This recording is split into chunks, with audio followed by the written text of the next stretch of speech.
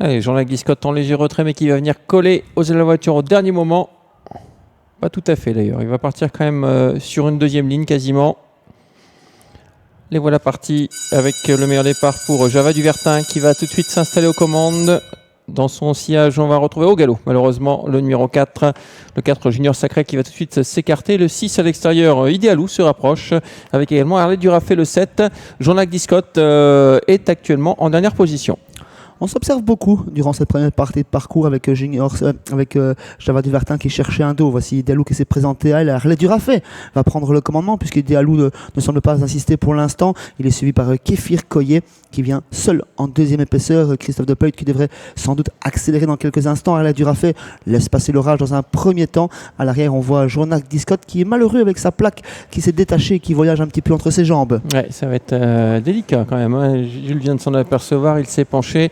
Avec le 3 qui a l'avantage, Kéfir Koye devant Harley Durafé qui est emmené sur un plateau désormais. Petite cassure derrière pour retrouver Java Duvertin avec également le 5 Java Duvertin qui est là et le 2, Gatsby d'Avril qui vient un peu plus loin. Là, c'est en léger retrait. Jean-Luc Discotte et Java Duvertin est précédé par Idéalou, le 6.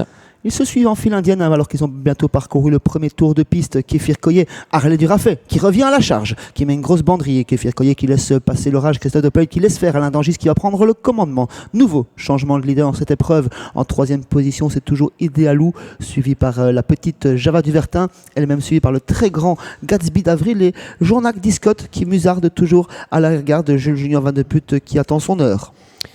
Le tournant qui sera tout à l'heure le tournant final. Sous la conduite toujours du même, c'est-à-dire Harley Durafé. Dans son dos il y a Kéfir Koye, le 6 est un peu plus loin, Idéalou, et puis l'attaque maintenant du numéro 1, Jean-Luc Discotte qui quitte les derniers rangs. Comme souvent devant les tribunes, Jules Junior Van de Putte qui met une banderie pour le dernier passage devant les tribunes pour peut-être venir prendre le commandement, mais Harley Durafé semble installé à cette position de leader. Il résiste pour l'instant. Jean-Luc Discotte insiste et c'est finalement Jules Junior Van de Putte qui va mener durant le dernier tour de piste. Harley Durafé dans son sillage. Kéfir Koye vient en troisième position. Idéalou est quatrième. Java Duvertin avait pris la tête au départ et se retrouve en avant-dernier.